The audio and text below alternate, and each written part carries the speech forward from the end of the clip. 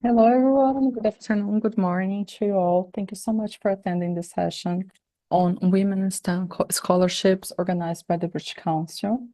My name is Vera Oliveira. It's my pleasure to be here today and guide you through this presentation, which is for women who are interested in hearing, knowing, applying for the Women's STEM Scholarships by the British Council.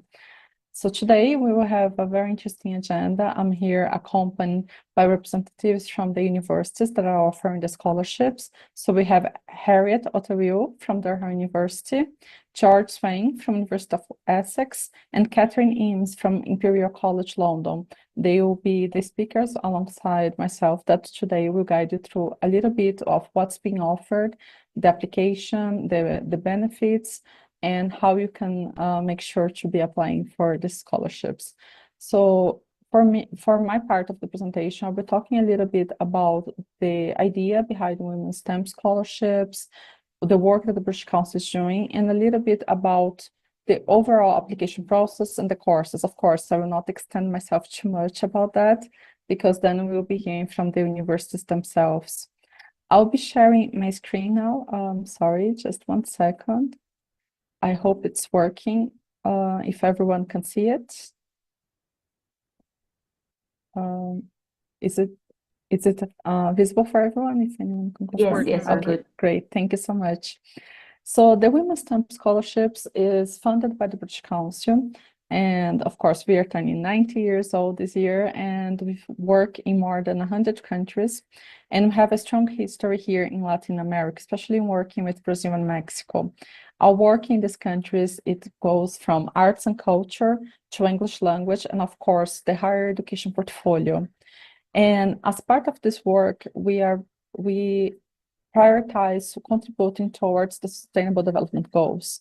And one of those that we've been working the past few years, at least since 2019, is the Women in STEM. So we've been working in many different areas in our portfolio in higher education to support that women can be interested in STEM when they are girls, so they have access to materials, to teachers who are incentivized to teach them about STEM.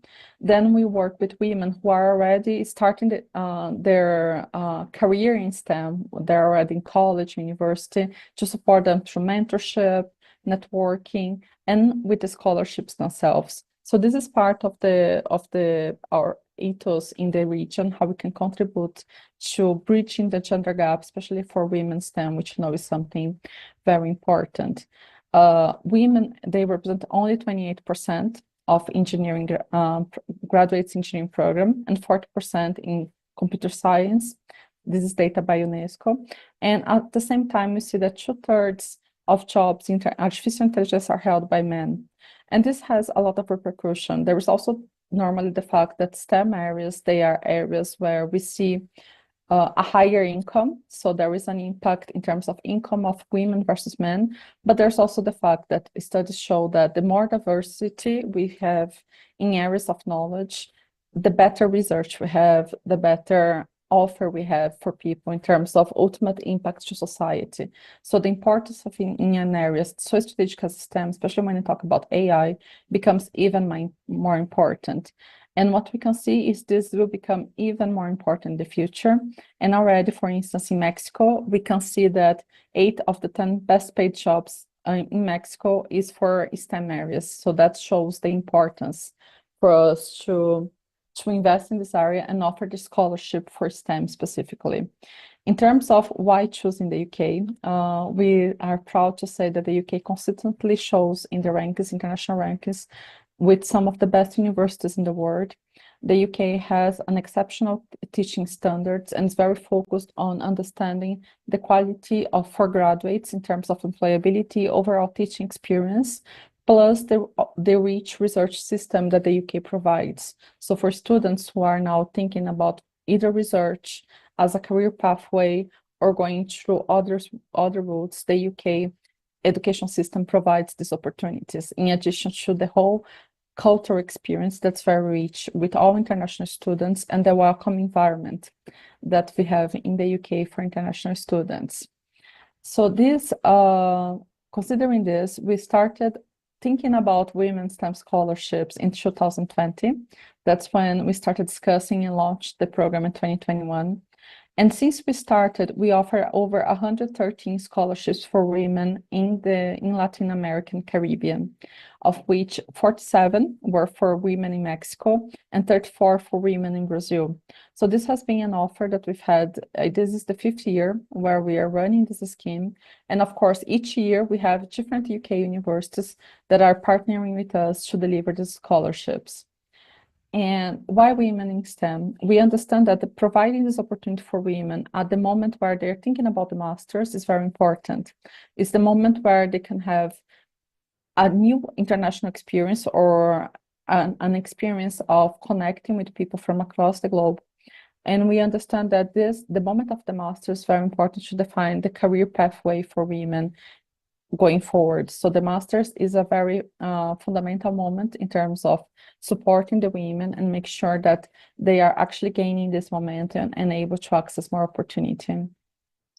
In terms of eligibility, of course, the UK university here present, they will talk a little bit more about the eligibility criteria, but in against, of course, this offer is made for women. We are looking at women who didn't necessarily have an international experience yet, and they must be from eligible countries. The eligible countries from Latin America are Brazil and Mexico. And there are other criteria around the foundational degree and etc. that we will have the university talking more at length.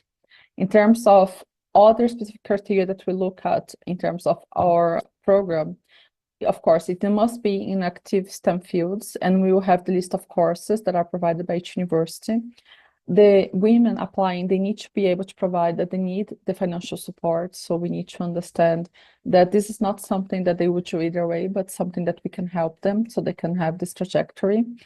They must show the wish to be inspiration for future women in STEM. So it's very important that the women going to this opportunity in the UK, that they come back to their countries and that they are able to then support other women, because a lot of the system and the thinking behind is about how each one of us can support the next generation.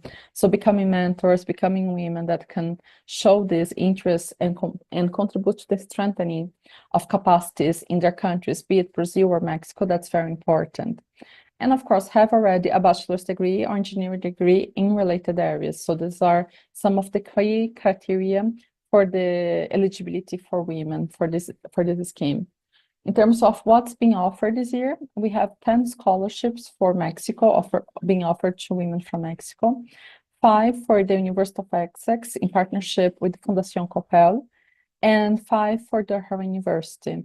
This program, the application is now, and you can see here that the deadline is April. Each university has their own deadline, so it's important that you look at the university website, hear from colleagues that are here, so you are prepared to be working on your application for this deadline. And it's for the cohort, for the people that will be starting September, October this year, so that you should have the results by mid-year to be prepared to go to the UK. And for Brazil, we will have 5 scholarships from Imperial College. And again, the deadline is April. For Brazil, the deadline is a little bit earlier in April 4th, but the same thing. Please have a look and hear about colleagues that will talk a little bit more about what's being offered. In terms of overall benefits, we offer the tuition fees plus a stipend for 12 months. This includes an allowance for accommodation and IELTS exam fee. Of course, you have to take it for the visa, but then we pay you back with the scholarship, the return travel to the UK, and visa and insurance NHS surcharge, which is also something very important.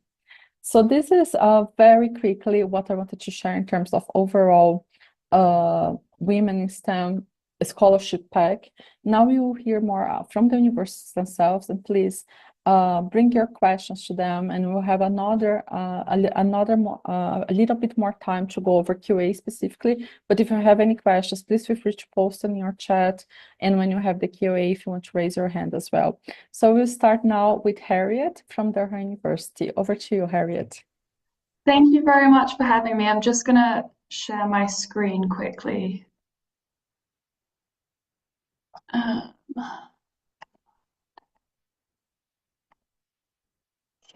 Can everyone see that? Yes. Okay, great. So I'm Harriet. I am the International Officer for the Americas, and I'm joined today by Naomi, one of our women in STEM scholars studying energy engineering management. So she'll talk a little bit at the end as well.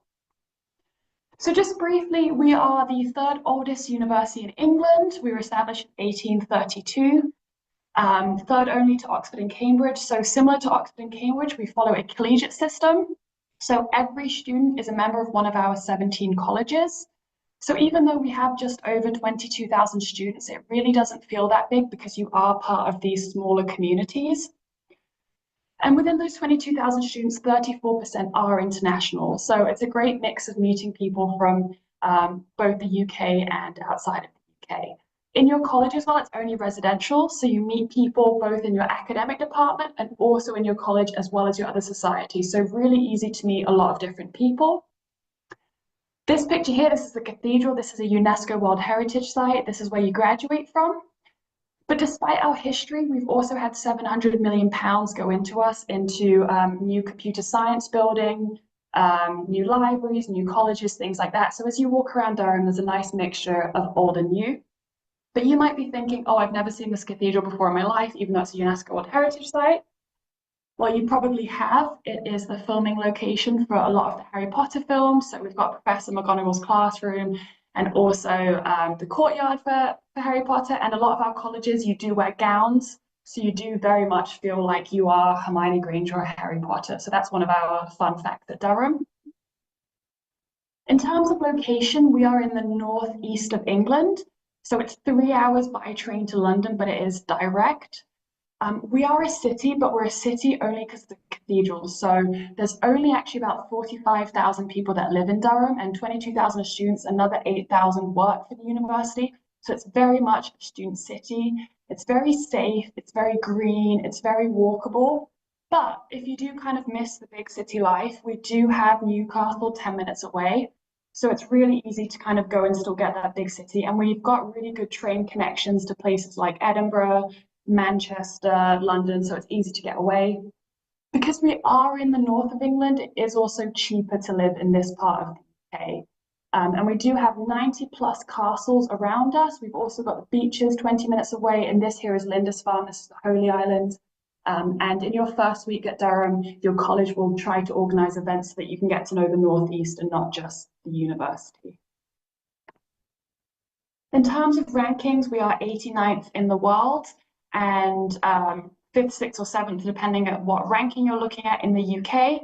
We've got 19 subjects in the world top 100, and we have got 10 in the world top 50. So we're known for a lot of different subjects. This picture here is also a nice picture of what the city centre looks like. So you can see it's very typical British with cobblestones and pretty buildings. In terms of faculties, we've got 4 different faculties. So you would all be part of the science department. And of those courses, we have got quite a few eligible courses. So for this year, we've got Women in STEM scholarships for advanced computer science, artificial intelligence, mechanical engineering, biomedical engineering, biotech, civil engineering, climate risk and society, as well as various different other engineerings, environmental hazards and risk, plant biotechnology, renewable and sustainable energy, and also data analysis. These are all on our website. Should you wish to know a bit more about them in detail, I'm also happy to connect you with various professors or with our current Women in STEM scholars that you can kind of ask a few more questions about this specific course. Here are just some of the pictures of our science department. So we've got a brand new computer science area. We have got state-of-the-art technology and research facilities. We are a Russell Group university, so we're very focused on you being able to do research. We want you to be published. We want you to be creating things like we've got the solar race car on the top right. We're also working on self-driving cars. We're working on improving airport security when you go through the scanners, things like that. So these are all projects that you can get involved in as well. And there's all different things. And you can also create new projects too. In terms of entry requirements, we look for a GPA average of 7.5 plus. Some of the courses might require some specific subjects, so they might require you to have a STEM background. In terms of IELTS, we typically look for 6.0 to 7.0, depending on the course. And what you will need to apply is an academic transcript, which has been officially translated, as well as a personal statement and an English language test, although you can upload the English language test slightly later if you need to. For us, the application deadline for the Women in STEM scholarship is the 1st of April. And this QR code here, if you scan it, it will take you to our Women in STEM scholarship page, which will give you way more information about kind of the process and what you need to be filling out. But I've also put our email address here, latin.america@durham.ac.uk. So if you have any questions about any of this, please do feel free to get in touch with us and we'll be able to help you further. So back to the colleges, this is our castle. This is the home of Durham University and it is one of our student accommodations. So you could live in a 10th century castle. So colleges essentially form a lot of your social experience, and you don't have to rank your preferences until after you receive your college acceptance. So women in STEM scholars can be members of Hatfield, Trevelyan, and Usenet College. All of the colleges will have things like sports facilities, a library, eating places, dance halls, bar, different areas for you to kind of get involved in, but I'll let Naomi kind of talk a bit further on that. We do have gowned formal dinners and different balls, and within the colleges, you'll also have societies to join too. So this is just a ranking of all our different colleges. So you'll be able to look through Hatfield, Usenet, and Trevelyan and decide which one might be best suited to you based off maybe geographic location, or if it's catered or self-catered, or if it's closer to your department. And this is also a nice map of Durham, so you can see that we really do take over the whole city, and it is really easy to walk from one place to the next.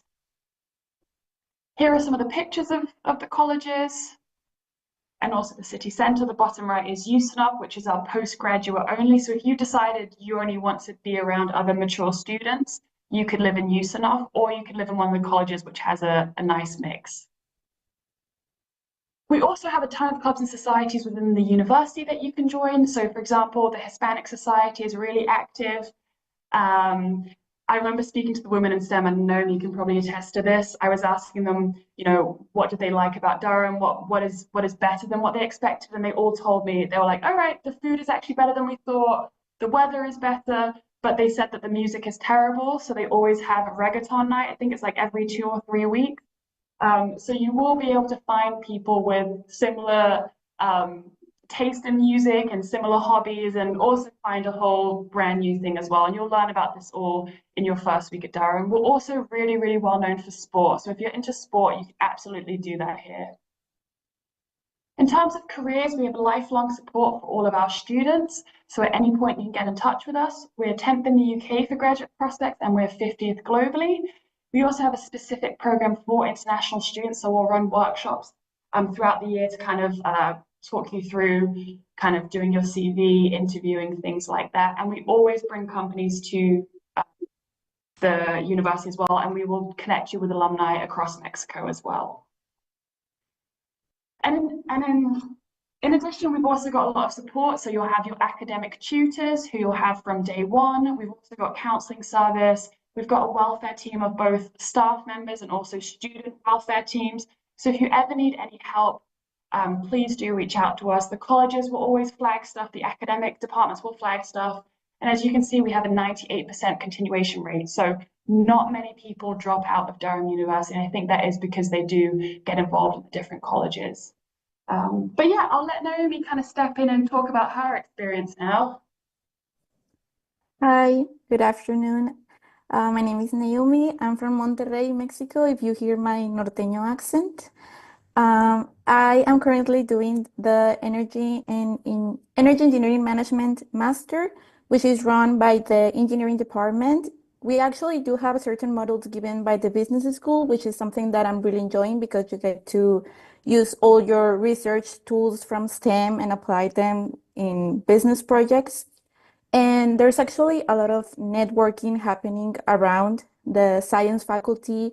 You get to join societies. For example, I have joined the Women in Science and the Energy. So these are societies that are more based into like the academic life. So you go and see like seminars, workshops are part of your academic responsibilities. When it comes to college, I'm in UCNOB College, which it's only for postgrads, and I think actually it's a college with more international students, which is something that I really love because you get to know different cultures firsthand. Just about 2 weeks ago, we had like the Latin night here at UCNOB, so me and a Colombian friend helped like other students learn how to dance salsa, bachata, which is really cool because you get to, you know, tell people about your culture, but also learn about others. We celebrated Thanksgiving. We watched the Super Bowl together. So you basically make a lot of friends, but also kind of like your family around your college because these are the people that you see every day. You see them when you eat, when you wake up, at night. So they are just like your main support. Of course, you get to make friends around the whole uni, but I think this is like the base for being here at Durham. And also you get to practice like sports or join societies more based around art.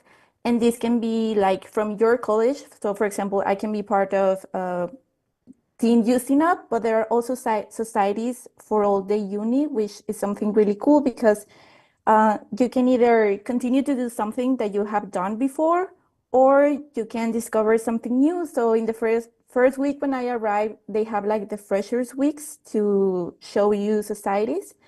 And I remember that I wanted to try everything. I went to rowing, rifle club, I was dancing. So, and you get to experience like all these different societies, and then you get to decide whether you want to continue or learn or being an active member.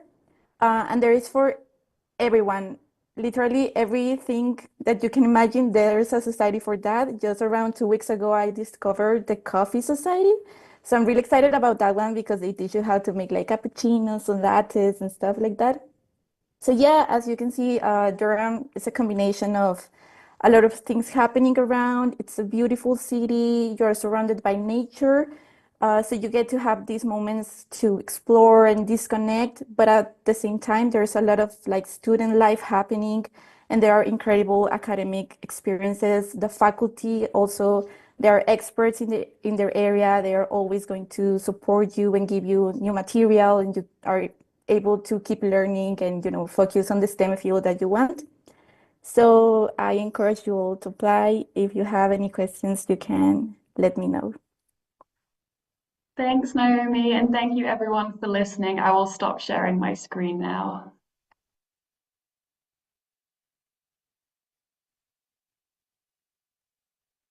Thank you so much, Harriet, Naomi. It was great to hear more about Durham and beautiful photos. Great to see it all. We have some questions for you. I think we can wait for the Q&A so we answer all the questions in a bulk. But please, everyone that's listening to us, do post your questions on the Q&A. And once all the universities go through, we can respond because some of them I think will be very similar and some other people might have the same questions. So thank you so much. So now over to you, George. Hey, thank you very much, and thank you for having me. Hello, everyone. I'm George. I work at the University of Essex and in the International Office for Americas as well. Some of you may have seen me last Thursday at our event at the British Council. So hello to you. If you weren't there and would like to see that, we did have some Essex alumni that were there. Giving some inspirational speeches about women in STEM and about their careers since they've graduated. So if you do want to do that, if you do want to see that, it is still available on Facebook, on the Innova Facebook web page. So if you want to see that, please feel free to go and look at that. But I'll just be talking today a little bit about the university, a little bit about the courses and what you can expect if you're going to be studying a STEM subject at the University of Essex. So, is everyone seeing my screen okay? Before I start? Right. Yes, George, thank you. Wonderful. So just to present the university, we are an average size university in the UK. We've got around 19,000 students and they come from all over the world. There are 140 different nationalities represented on our main campus, which is our Colchester campus. And the main mission of our university is to support students to achieve success. So, like I said, we've got a huge international community. At Essex, we have this ethos that we don't really care where you come from. What matters to us is where you're going. And so we want to build this community of students who are ambitious and are going places in their lives.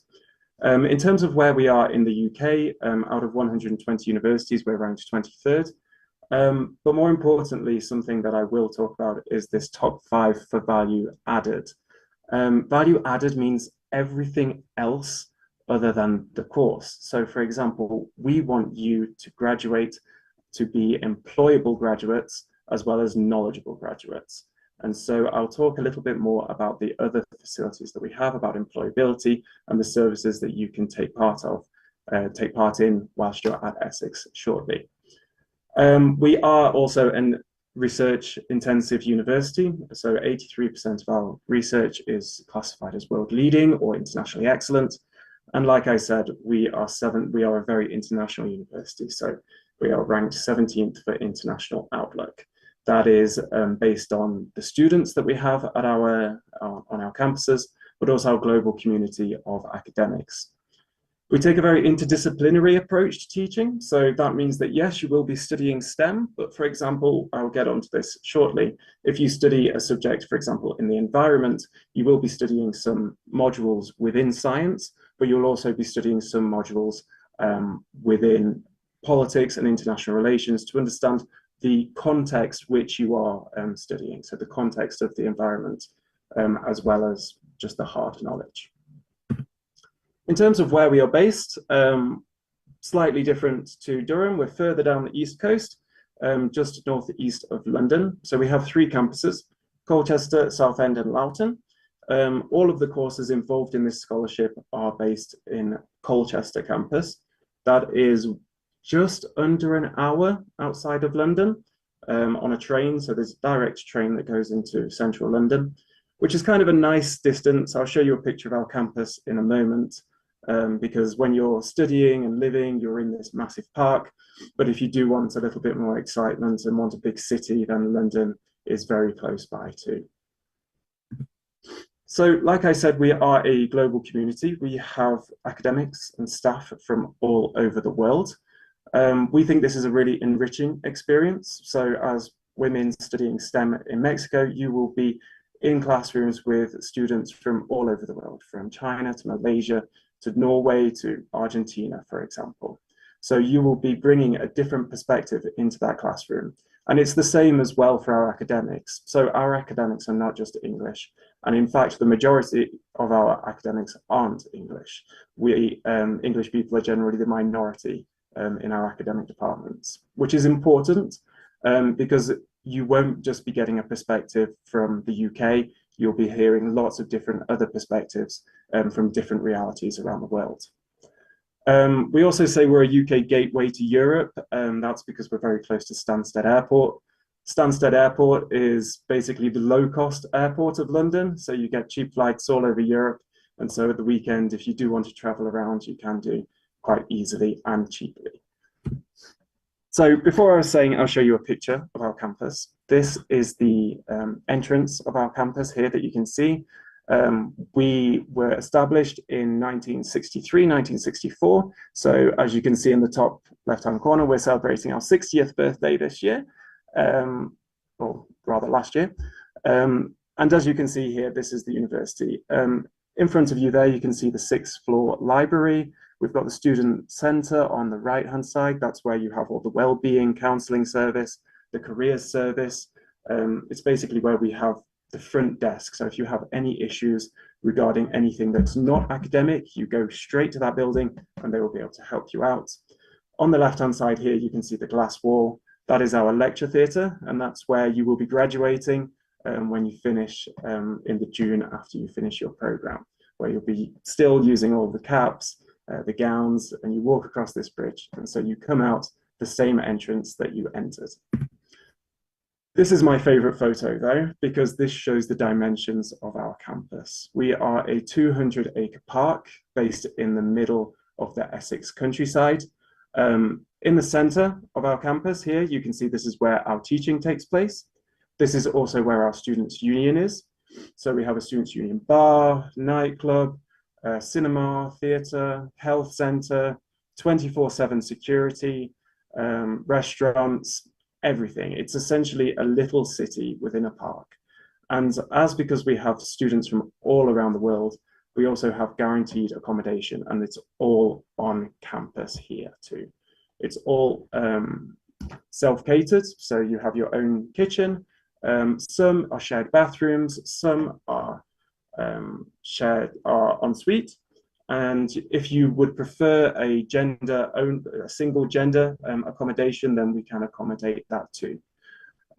We have sports facilities on campus, and yeah, it's essentially this community where everyone is living and studying together, everyone from all around the world, but they're all in the same place in life. And so it is very easy for you to be able to make friends and yeah, create long-lasting relationships with people all around the world. So why study STEM at Essex? We've got extremely modern facilities. It was built a couple of years ago, our new STEM centre. Much like every other university, we're going to have the state-of-the-art facilities for you to study in. We also have strong links with business in STEM. So we have the most knowledge transfer partnerships. This is important because all of our lecturers will be doing different kinds of partnerships with local businesses. So local businesses come to us and ask basically for consultancy, for advice on how to improve something within their business. And so we have lots of links to businesses, which also helps with employability for when you graduate. So which courses are included in this scholarship? I will let you read through all of these courses here. I won't read through them myself. There's a mixture between our life sciences, health sciences, computer science, and our School of Mathematics. I have arranged for a webinar. I will share a QR code with you shortly on the 13th of March. On this webinar, we have the course leaders of all of these courses, and we also have our current Women in STEM scholars who will be on that call. Basically, it's going to be a breakout room session where you can then go into specific rooms and ask the course leaders more about the courses themselves. So I can talk a little bit about these courses. However, if you want more detailed, if you want to ask more detailed questions, you can go onto that call and ask those the academics themselves who teach these courses too. In terms of accommodation, I said before, all of our accommodation is on campus. It's all self-catered and mostly single occupancy. There are shared kitchens, there's ensuite and shared bathroom facilities too, and it's guaranteed. Within the price of it, although this is not something you would have to worry about, you wouldn't have to pay for internet bills, furniture, you get a gym membership included in this as well. So it's a very complete package. You wouldn't have to be dealing with local electricity companies or gas companies or internet companies, landlords, or anything, that kind of thing. So we take a lot of that stress away for you if you stay on our campus accommodation. So it makes it a lot easier, the transition. You can arrive and you'll also be living with the people that you're studying with, which is always a good way to make friends. In terms of student life, we have, again, like many other universities, lots of different sports clubs. Every Wednesdays, there are no classes, and we play sports against other universities. We also have many different societies, so if sport is not your thing, we have a Latin American society. We have a strong tradition of students from Latin America coming to study at Essex. So, for example, this year we had 100 students come from the Latin American region, 50 of which came from Mexico. And so it is a very strong community there. Every other Friday night, again, they have a Latin American night where they rent our student union bar and have a Latin American night with all Latin American music. And so it's a really nice way for you to be mixing with other students from the region and obviously inviting other students too. If you are interested in other things as well, you don't just have to be part of the Latin American Society. We have a K-pop society, we have a Taylor Swift society, we have a traveling society where they hire a minibus and travel around the UK every other weekend. So there's lots of different opportunities for you to be finding people with like-minded interests, not necessarily just from the same region as you. Yes, great. In terms of sports, we have lots of sports facilities. I showed you our campus picture before. Lots of different sports clubs, some which are the common ones. So we're very strong in basketball, also rugby, volleyball, football. There are women's teams for all of these sports. But if you want to try something else, for some reason, we have the largest frisbee golf course in the UK. So a little bit strange. I'd never heard of that before I came to Essex, but if you want to try something new, there are lots of opportunities for you to be able to do that. Before I mentioned about employability, we want you to be employable graduates, and so 89% of our students are in skilled employment after they graduate.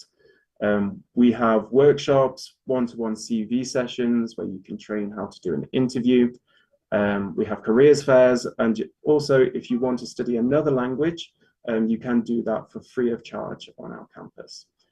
So I think the languages are Mandarin, French, German, Portuguese, Spanish, but I don't think that would be very good for you guys. But there are opportunities for you to study other languages. We're here to support you from this point now. So later on, I'll share my email address with you. If you've got any questions, you can get in touch with me. I will be helping you with your application. While you're at the university, we have academic support as well as student wellbeing support and other student union support. Basically, we know that it's a big risk for you moving across the world, and we want to make sure that you have the support and infrastructure there for you to be looked after when you are there, and we make sure that it is there. In terms of academic entry requirements, we look at a GPA of around 7 or above. We do accept IELTS, TOEFL, IBT, Cambridge English, Pearson, an average of 6.5. Some courses are slightly different, so do look on the course web pages as well. In terms of how to apply, it's very easy. You apply online through our portal. You can apply up to 3 courses, so 1 application, 3 courses. There is no cost to apply, but I would recommend applying soon. The deadline for the scholarship is the 15th of April. So, however, you must have an offer from the university before you can apply for the scholarship. So the application takes around 20 minutes. It takes longer to gather all your applications, all your documents. Make an application. It will take about 2 weeks for us to make a decision. And then the deadline will be on the 15th of April. So I really would recommend applying this week or next week, just to make sure you have enough time when you receive an offer with enough time. Before, I will stop speaking in a moment, I promise. As I said before, we do have this session on the 13th of March. This starts at 9:30 Mexico time. I'll be back in the UK then. So from 9:30 until 10, we're going to have a little session from Innova Training. They are doing a kind of a motivational speech, training you how to ask questions, what kind of questions to ask. They'll be talking about why we need more women in STEM in general, and that will be led by them.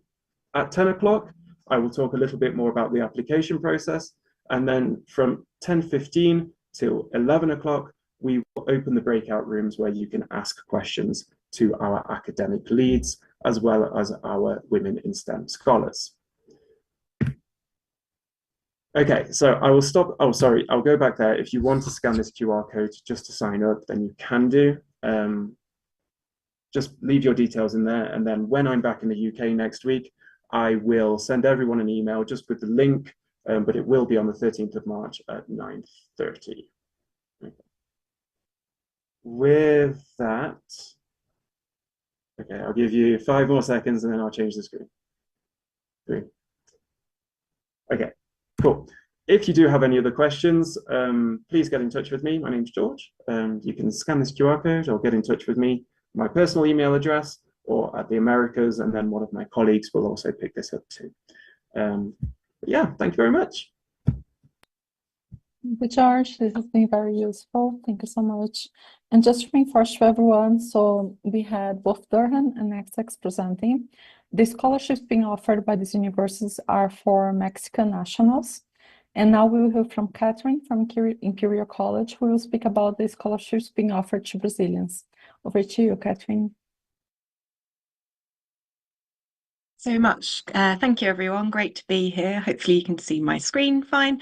So yes, I'll just give you a brief introduction to Imperial, a bit about kind of what we offer, what you can expect to study with us in the centre of London. So first things first about Imperial, we're quite unique in the UK, being solely focused on science, technology, engineering, medicine, and then also business. So everything we do really is around STEM. So that's why we're so pleased to each year partner with the British Council for these fantastic scholarships, because really, you know, we live and breathe that kind of ethos of using STEM for good. That's actually how we were founded in 1907. We were actually founded with a mission to be useful, and we certainly believe we have been since then, and we continue to be, by producing graduates who are doing so well in the kind of STEM fields. We're around 23,000 students in terms of size, and about half undergraduates and half graduate students. So a nice big community of graduate students on campus. We have 4 faculties of study, as I mentioned, and we're actually based around 9 campuses across London, but South Kensington is our biggest campus at the moment. Now, we, as I said, are very focused on STEM programs. We're also very good at what we do. So we're very proud of the kind of rankings that we achieve. So this year, we're incredibly proud to be second in the world in the QS world rankings. But also then when you look at things like our graduate employment rates and then the research that goes on at Imperial as well, no matter kind of which rankings you look at, we do tend to be at the top there. So we are very proud of that indeed. As I mentioned, you know, we do have 9 campuses. So South Kensington is our largest campus. It's our original home, right in the heart of the city. We have another campus slightly to the west of in central London, White City, which has fantastic new research hubs. And then we have sort of specialist medicine, medical related campuses as well. But as a student studying one of the programs on offer through this scholarship program, you're likely to be in either South Kensington or White City, so really central London. And we think that really does add lots of benefits to your time studying with us. So another ranking we like to mention is the fact that something like 6 years in a row now, London has been voted the best student city in the world to study in. So that is things like how you can spend your time, networking opportunities, the kind of international sort of feel of the city. Both London and Imperial are incredibly international, incredibly diverse. Something like 300 languages are spoken in the city. Of course, you can go and find a taste of home in the various restaurants, but then you can go and try lots of new things as well. Similarly, Imperial, over half of our students come from outside the UK. So we really think that kind of cosmopolitan mix enhances you know, the experience you'll have. You'll be gaining knowledge and ideas and perspectives from across the globe in the classroom. And then, of course, in terms of just spending your time, there's so much to do in London as well. And also thinking about kind of building future networks and career opportunities. Obviously, that London is home to many international companies and opportunities as well. So just to run through a bit around kind of what we offered, obviously, as I said, we kind of focus on STEM, but for this particular scholarship, we have programs on offer in areas like civil and environmental engineering, design engineering, earth sciences, electrical, mechanical. So specific programs you'll find on the website, but they're areas like hydrology and water resource management, advanced materials for sustainable infrastructure, for example. In our Faculty of Natural Sciences, we have programs in chemistry and life sciences available for this scholarship. So areas like molecular and cellular biosciences, digital chemistry with AI and automation, for example. And then we have one program in our business school that is open for this scholarship, our global health management. So just kind of one thing to mention is that, you know, we do all these kind of STEM related programs, but we with that kind of ethos continuing to be around being useful, we ensure that we are training up graduates who are really relevant to the world of work. We work very closely in partnership with industry so that this is getting fed into your curriculum so that you will be ready to hit the world of work afterwards, that you will have the skills that these employers are needing, and very much in kind of collaboration when it comes to research as well. But the skills you'll develop whilst you're studying with us, we have award-winning skills development programs, so things like our graduate school, so things like being supported in developing your research skills, how you put together kind of papers, for example. And of course, this is another kind of networking opportunity where you get to interact with other master's students as well. Another big thing for us on campus is entrepreneurship. So, we have all these students studying these fantastic programs, and we know they've got great ideas. So we want to enable them to actually develop their own ideas into reality. So it's not just kind of about following the curriculum of your individual master's program. Yep, absolutely, that's going to be a great thing to do. But you might, from that, develop ideas that you actually want to kind of maybe make into a prototype, or maybe see if you could make into a business. So we have a number of spaces on campus for all students, no matter which program you're studying or which level you're studying at, for you to access. So, for example, you would have access to things like our Advanced Hat Space network. So if you did think of that product you maybe want to design, you can go along and use 3D printers, laser cutters, woodwork, metalwork machines. If you create a product, you want to kind of see, could it be a viable business? You can then go along to what's called our enterprise lab and take part in things like pitching competitions, mentorship schemes, skills workshops, to see if actually you could make your idea into a viable business, or potentially collaborate with other students who wish to do this as well. We are finding more and more students are going down that route. So a lot of startup companies are coming out of Imperial from our students. And you can see from the figures here, a lot of investment is going in there. One thing that's quite nice, and it's kind of a general thing in the UK compared to maybe some other countries, if you were to create a company with us, or kind of a product with us, that intellectual property is yours. So as much as I would like to kind of give example about what amazing things you create during our time with us, we're not going to become knocking for that 20% of the new Microsoft or 20% of Google, for example. So just one thing to bear in mind. And then kind of beyond, obviously, kind of academics and all the kind of sort of academic activities you might be doing, of course, there's lots of other ways to spend your time as well. I've already heard a bit from the other universities, lots of things to do whilst you're studying in the UK beyond your studies. So just to highlight here in South Kensington, how close we are to some of the famous institutes you might have heard of. So things like the Natural History Museum, the Science Museum, Hyde Park are all on your doorstep in South Kensington. But then as a university, similar to the others, we have lots of different clubs and societies. So all sorts of sports, cultural activities, sort of ones for, developing your kind of business ideas as well. So all sorts of different ways. It really impresses me how busy our students are studying, but also spending their time. We have things like a varsity match that happens each year where our medics play the rest of the university at all sorts of different sports. So plenty of that going on as well. But then, of course, lots of social spaces on campus just to hang out and meet other students as well. So supports, there's lots available for you. So whether in your department, and you'll really kind of find your home department becomes kind of your academic family. So the sort of academic tutors and pastoral care teams within the department. But then across the university, you'll find there's lots of support as well. So there's plenty available to you. We then also have specialist support, so our international student support team, so helping you through things like the visa process. We have our academic English support team as well as sort of social activities. So it's an extra layer available for international students on top of all the general support within the university.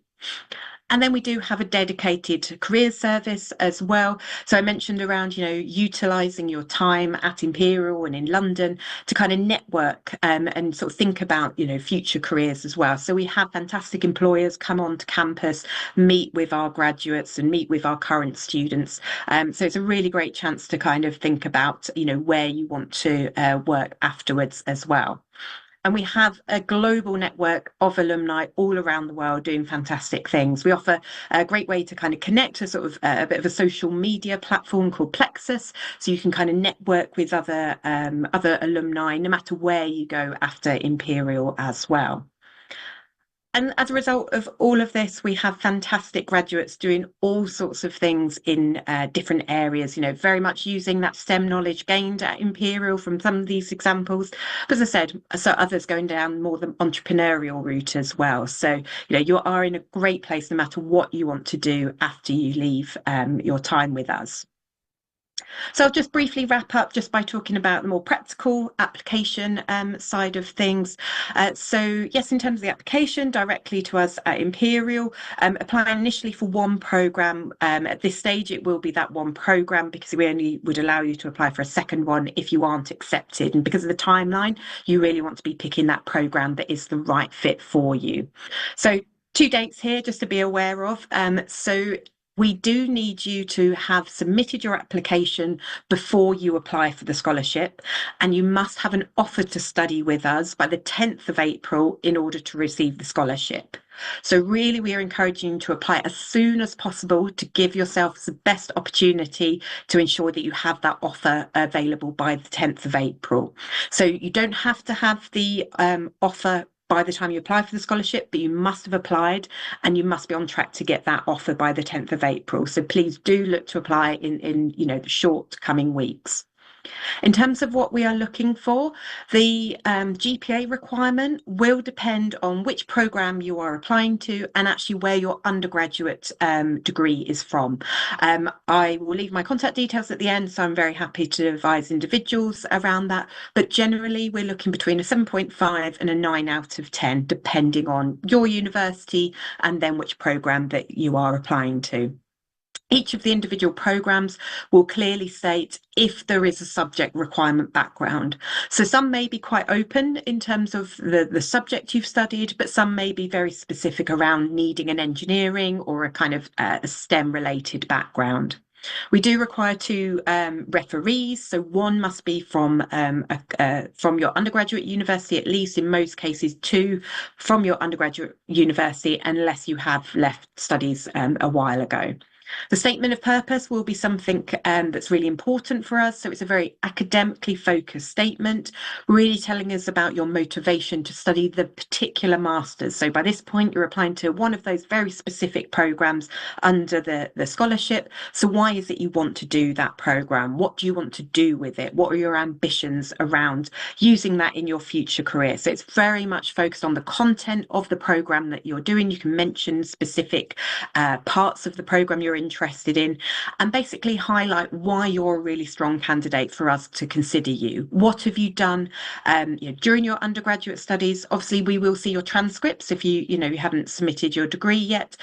We'll see the kind of classes, but really kind of highlight things that you think are relevant, and obviously tell us about things that maybe don't appear on your transcripts. So any sort of experience you've done, internships, research that are relevant. And really relevancy is really important in terms of really kind of building that picture of someone who's highly, strong academically and highly motivated.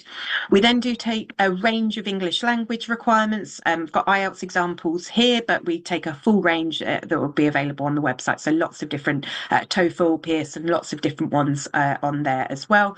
Just to say, you don't have to have the English language when you apply, but you will need to take the test and get the right level to meet the conditions of your offer. So you need to be planning on taking the right English language tests if you haven't done already. And just as a ballpark, for most of the English language requirements, we will consider them eligible for 2 years. So if your test became outdated, you would have to sit another one. And just be aware, some of the programmes may need what's called an ATAS approval. So it's a kind of additional verification check on your background.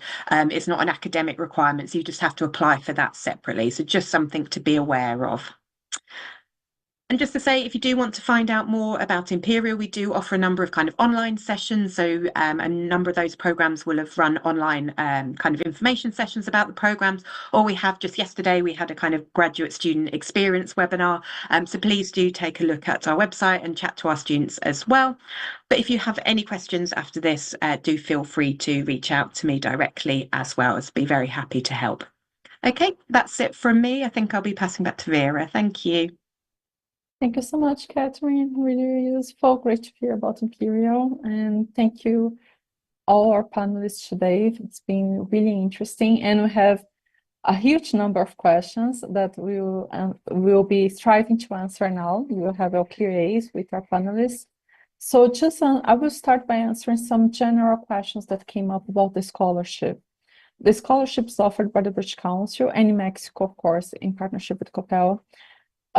You can only apply to the courses that are being offered under the scholarship by the university present. So for instance, only Mexicans will be able to apply to Durham and Essex, and only Brazilians can apply to Imperial under the scholarship for women in STEM, because we run a process to select universities and courses before we launch to potential applicants.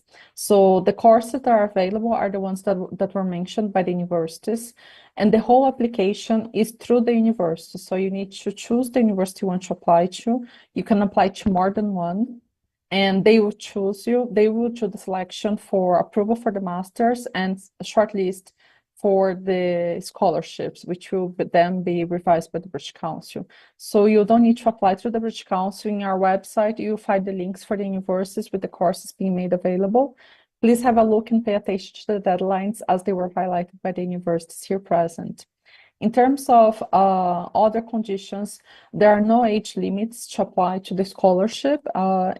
We are very interested in having people from different ages applying. This is something we are very keen to have this diversity aspects throughout the masters being offered. And of course, it's expected under the program that the people will return to their countries. And the expectation, of course, we understand sometimes there are things that arise, such as PhDs, but we think it's very important that once the woman finalizes the master, she comes back, so she's able to share, be part of the system. As you see, we are working with COPEL in Mexico, and we are hoping to work with research funding agencies in both Brazil and Mexico for future opportunities. So the idea is that you come back, but of course, eventually, after some time, if there's an option, a few years down the line to go back, it's your trajectory, but the master's, it's expected that the person comes back to the country of origin. And last but not least, I think that around the scholarships offered each year, but depending on the year, there will be different universities joining us for the Americas. So this year, we have these 3 universities that offer scholarships. Last year, we had other 4 universities, so it varies according to each year. So if you're specifically interested in a course by Imperial or Essex or Durham, please apply this year, because of course there are no guarantees that they will be with us next year. It could be other universities. So just this initial comments from my side. We have a few questions, especially around the eligibility criteria. So I think that would be a little bit for everyone in terms of what you expect in terms of background, in terms of bachelor degree, if there are any restrictions for people who already have masters in the countries of origin for them to apply, and if there are any restrictions about initial degrees in terms of area so that they can apply to your courses. So I think this is a question for all 3 panelists.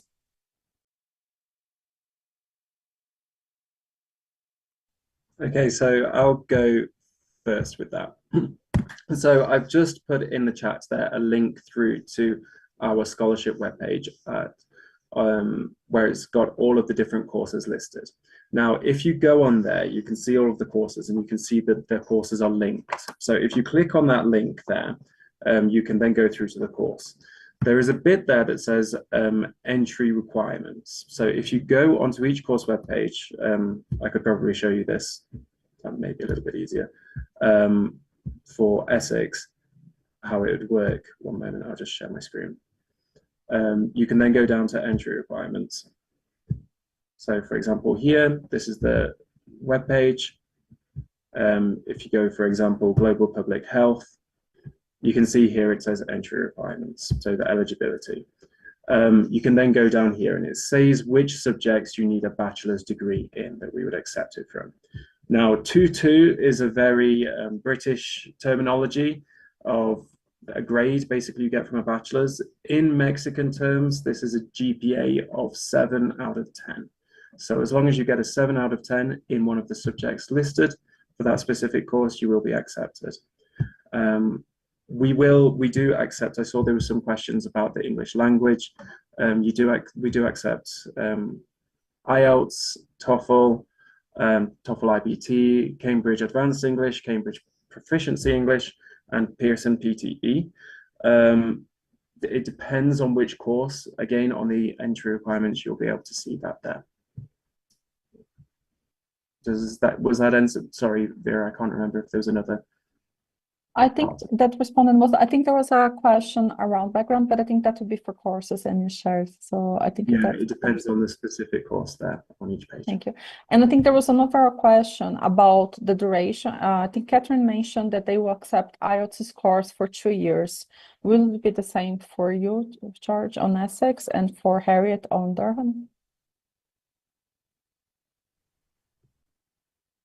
Yeah, for us, we would need the English language test to be taken within 2 years of the start date of the course.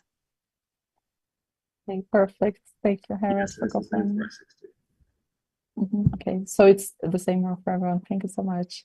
I think that covers. I think that there are also questions around the, let me see here.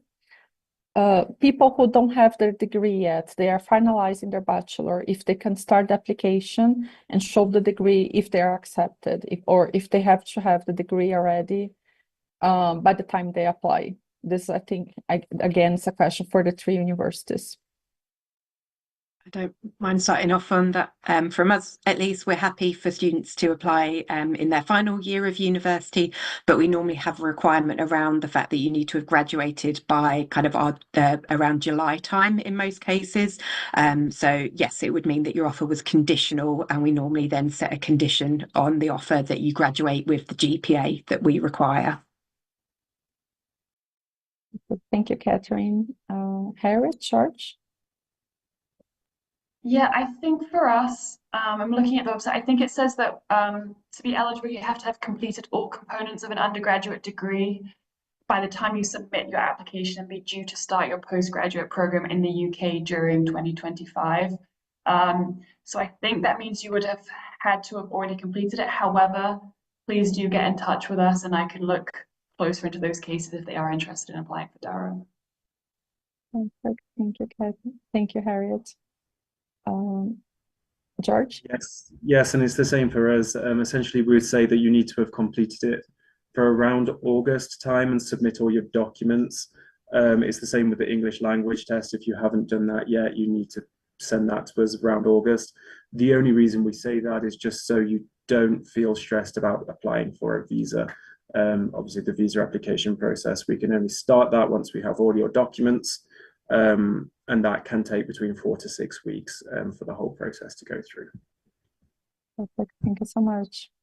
I think there is one question more specifically around the admission for each university, but I also understand that will depend on each course.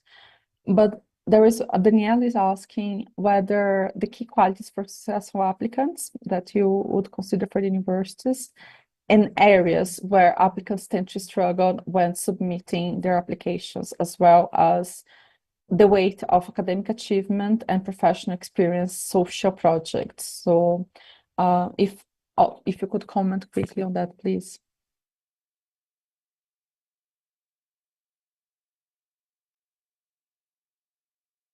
Yeah, at Durham, I mean, we typically do look for a 7.5 GPA plus. That would be sort of the standard requirement.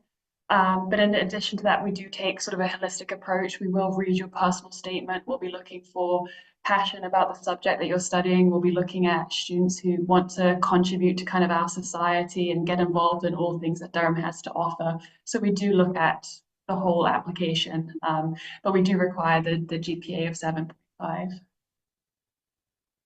Thank you, Harriet. Similar. I can just add that yeah, it's quite a different statement than maybe if you were, say, looking to the US or somewhere like that. So for us, it's very academically focused. We absolutely hope you'll get involved in all sorts of things, but we don't need to know what you've done in terms of extracurriculars or anything like that. It's kind of, for us, it's all about, you know, why are you going to be the best student on this very specific master's program. Yep, and from Essex, again, we take a very holistic approach. So we ask for a GPA of around 7. If you are on the kind of borderline, just slightly under 7 or something like that, I would say definitely still apply. And if that is the case for you, then really make sure that your personal statement is strong. Like I said before about the whole ethos of Essex, we're a very diverse campus and we take pride in that. And so what can you contribute to our community as a university? Where do you want to go? Again, we care much more about your ambitions and where you're going than necessarily where you've come from. Perfect. Thank you so much. Our next question is specifically for Essex. Adriana is asking, when does the program start in Essex? And if there's a need to arrive sometime before the program starts? Okay, so all of our master's programs start the first week of October. Generally, our students arrive 1 week before that, so the last week in September. So the program starts in October. From October to around April, you'll have teaching. Around the January period, you then choose your dissertation, your research project, but you will just be doing the research projects between April until September. You then submit your dissertation or research project on the 1st of September. So from October to the following September. Thank you. I think that the other question I have here, I have some questions in which people who either have a master's already in their countries or have a doctoral degree, they're interested in applying to the scholarship. And they're asking if that's possible for the criteria that you have for your master's program for the 3 universities.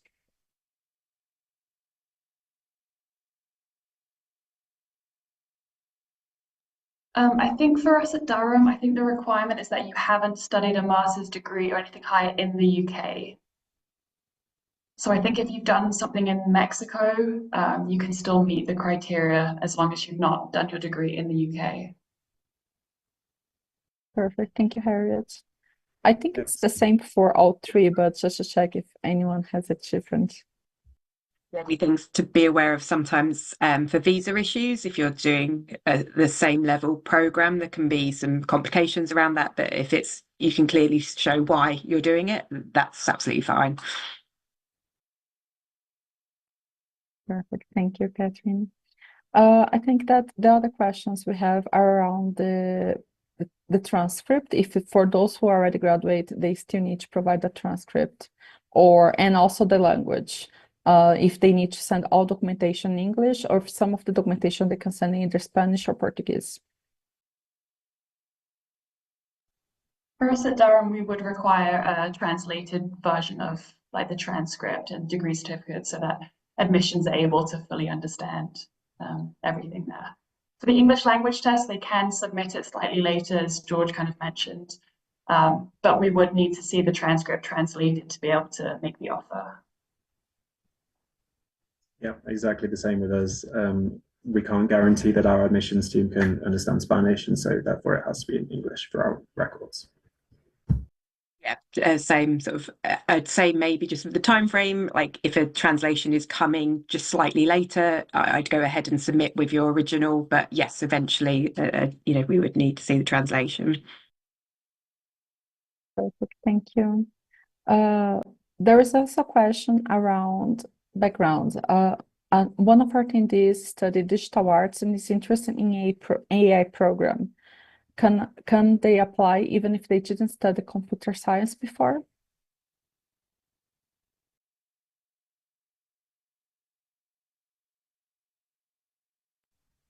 Okay, so I'm just checking our entry requirements here. So we do have a number of courses in artificial intelligence. With the one which is included in our scholarship, it says a degree in, so you can have a 2-2, a GPA of 7 in any subject. So it's called Applications of Artificial Intelligence. And that is what we call a conversion course. Essentially, you can have studied any other subject, and we've built this course on the basis of you having beginner's level knowledge. Thank you, George. I have my next question now. It's for, I think it's Imperial. Catherine, the question is that the person applied on round 1 for the course, and it's already closed, and the decision for application round 2 will be on May 1st. They're asking, in the case of the scholarship, if there's a possibility that they will prioritize applications to meet the deadline for the scholarship. We will do our best to prioritise them, but the deadline has been set in knowledge of our application rounds, so it would really be that that particular programme is too late with the application round. So we do, the idea is that you do need an offer by the 10th of April. Thank you, Catherine. I see some questions around health insurance. Just to reinforce that the scholarship, the stipend that you will receive if you are offered the scholarship covers the tuition fee, accommodation, living stipend, and also the insurance, NHS. So as I understand, once you are a student in the UK with a visa, you pay a fee and you can use the national health system, which I understand works for daily care and also emergencies. I don't know if there are any specific offer made by universities in terms of further support. Sometimes in addition to mentoring, we have some other facilities, but that would be the basic for all students going under the scholarship for the UK. I don't know if Catherine, Harry, George, you have any other comment on terms of health insurance and further support to students that you'd like to mention? Yeah, absolutely. So with the visa, you get, as they were saying, you would pay for the NHS surcharge. Me, for example, I'm 31 years old. I've never had private health insurance in the UK. I've always used the NHS, the National Health Service. It works really well. And so you wouldn't necessarily need to have that as an extra thing. We have like an NHS doctor's surgery on our campus as well. And if you, obviously, because you have paid the surcharge, you will be able to use that, and the local hospital too for any emergencies. Perfect. Thank you, George, for sharing the example. And I think there was another question around visa that's more that was for Essex, but I think it's more general around having the visa before the application. Actually, it works the other way around. You apply for the scholarship, you get, if you are selected for the master's and then receives the scholarship, then you apply to the visa. And with the letter from the university, and of course, with all the extra documentation you need to have. I don't know if any of you would like to comment on the visa process, any tips or concerns or observations on this?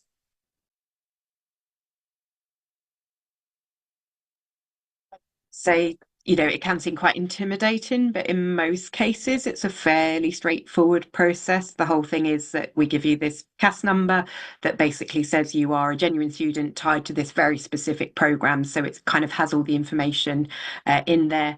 Obviously, you just want to make sure you're prepared, things like passport in date and, kind of paperwork ready. But in most cases, it does seem very last minute, but it's fairly straightforward in most cases. And we, as I highlighted, we all have international student support teams to kind of offer information around that as well.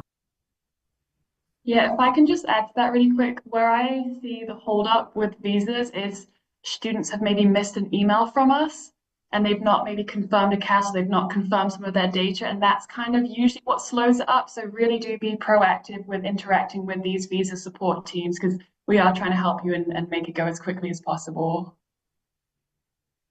Yeah, and if I could just add on to that as well, one thing which we hadn't realised until this year, so when you're making the payment for the visa, for the surcharge, the British government accepts payment through a credit card, and it needs to be an international credit card. So there are some, like, I know in Brazil you call them bandeiras, like Elo, that's only national, but you need an international one, so Visa or MasterCard. So if you don't have it, make sure that you know someone or someone's credit card that you could use to then be able to make that payment, because if you don't, then it's going to be quite tricky. Perfect. Thank you all. we received a few questions around degree equivalence and GPA. How will they be able to know their GPA equivalence to apply? I think that we have a mix of Brazilian and Mexican students asking for that. I don't know if you have that information right now, but if any of you have any tips, I remember there were some websites that help people to compare the GPAs, understand the equivalence system, but yes.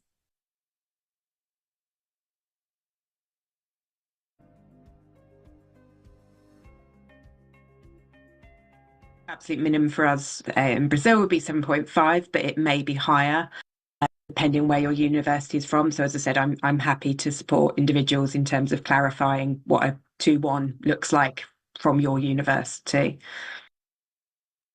Thank you, Catherine. Yeah, I remember that for Brazil, for instance, some universities, degrees from some universities such as USP, I remember universities talking about equivalence to 7.5. I think Liz, can you talk a little bit about Mexico case? I think you know better. Yeah, I think for those students that are going to Mexico, because I actually went through the same process, they asked for Leicester. So UNAM has a Department of Internationalization actually, so they can do the equivalent, because sometimes you need an official letter, not only your transcript or your degree with your grades. Sometimes they need the official equivalent in GPA, or sometimes in the ones that George was mentioning, like 2.1, 2.2, which is a very British thing. So UNAM actually does that. They can do it online as well for those that are not in Mexico City. The internationalization department is called DEGIRI. So if you just put DEGIRI in Google, it'll take you, and you can just basically find how to do it. Thank you, Lizzie. I think we have some other questions. One question for Durham, whether you accept CAE as an English language test and the minimum score required. And another question in terms of ideal age range and work experience for Durham and Essex. Yeah, so I think that the CAE is the Cambridge C1 advanced test, so we can accept that. Again, all of our programs will have different English language requirements. So I've put in the link to the scholarships page, which has the different courses on. So you can go on there and see for that specific course what the English language for the Cambridge test would be. But again, if you can't find that, you can always get in touch with us at latin.america@durham.ac.uk, and I'd be able to help you out with that. Sorry, what was the second question? Was that the age limit, and if there's a age range or work life experience range that would be favored for Essex and Durham? I don't think we have any age limit. Again, we're just looking for people who are very passionate about the course and can contribute to our cohort here at Durham. Exactly the same. There's no age limit. And what we generally find, especially with students from Latin America, is that they sometimes do tend to be a little bit older, simply because they've been working for a little period and then they want to apply for it. Some come straight from university. That's absolutely fine too. Like Harriet was saying, at Durham, they have a specific accommodation for postgraduate students, so do we. And so you wouldn't necessarily have to live with 18-year-olds. You wouldn't be the case. So yeah, we're welcome to all ages. Thank you, and it's great to hear that for all applicants. We have many other questions, but I also see that some people, they have their hands up. So of course, if you have any question that you would want to ask live, please raise your hand. I think we have Paulina Cruz with her hand up. Over to you, Paulina, to ask your question.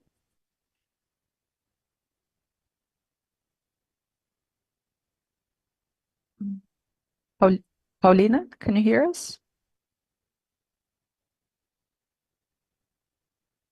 Well, we also have Heida with her hand up. I don't know if she would like to ask a question. Otherwise, we go back to the chat for the final questions on Q&A.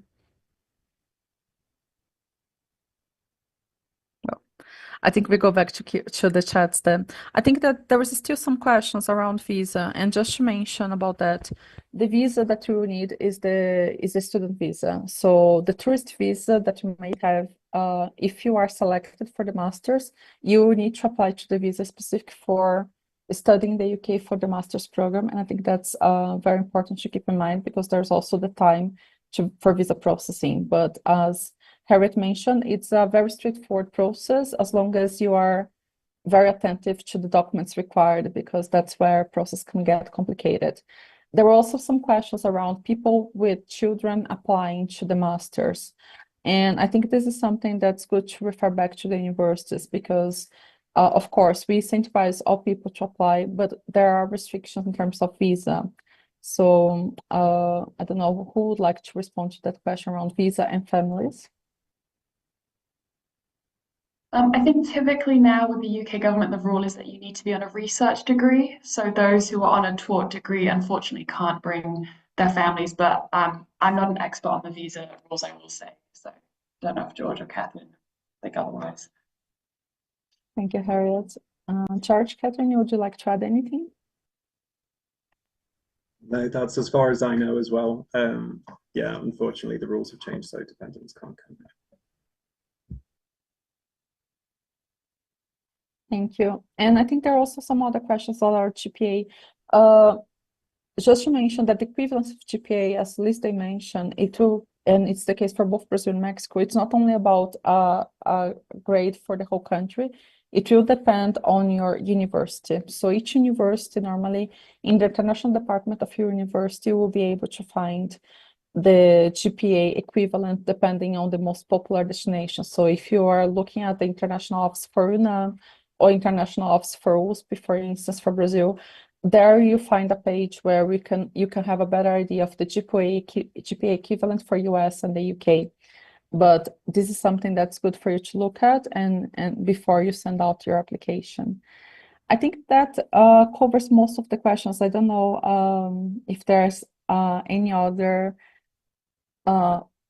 question right now. I think there are several specific questions, so I would ask each one of our panelists if you can leave your email address or an email address for people with specific questions.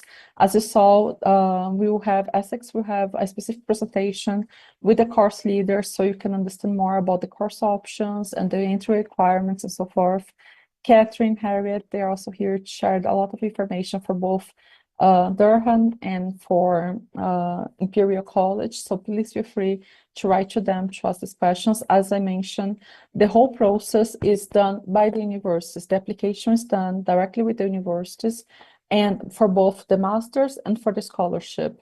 So you don't need to worry about applying in more than one place, and you can apply to more than one university, provided that you are eligible in terms of nationality and courses. But I think that's it for today. We are almost come to the time, and I'd like to open now for any final comments from Harriet, Catherine, George, before we close the session. Just wanted to say thank you everyone for taking the time to join us, and please do reach out if you have any further questions.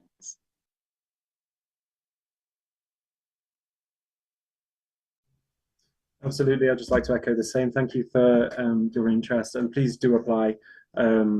We sometimes see a lot of the cases where students don't think, oh, I don't know if I'm good enough to apply. My advice to you is apply, send us your details, and our admissions team will decide that for you. If you're accepted, then yes, you are good enough to apply and you are worthy and deserving of it. Yeah, absolutely. Thank you for joining this. And yeah, please do take advantage of what is such an amazing opportunity, and good luck. Thank you all. It's been really useful, really interesting to hear all about it. Of course, there are further questions that if you can have the time to fill out later and send it to us around entrepreneurship or questions around application process, do let us know and we will let the panelists know so that we can contact you. And just wish everyone good luck. Let us know if you have questions. We also have the email address for Women's Scholarship to the British Council. But at this moment, your main point of contact is the university itself for the application. And as it was mentioned, just last notice is around all documentation needs to be in English. All the documents required for application, they are outlined in each of the universities. So please have a look at their websites, at the course requirements, because this is the key information you need to be able to apply. And as said, you can apply to more than one university, that is no problem, but you need to see what are the requirements, including in terms of English exams and the duration of it. All of this is outlined by the university. So thank you all so much. It's been really interesting. Thank you for the organization. Thank you, Lisa, for organizing the session. And thank you everyone who took the time to attend. And good luck to everyone. Bye-bye. Cheers.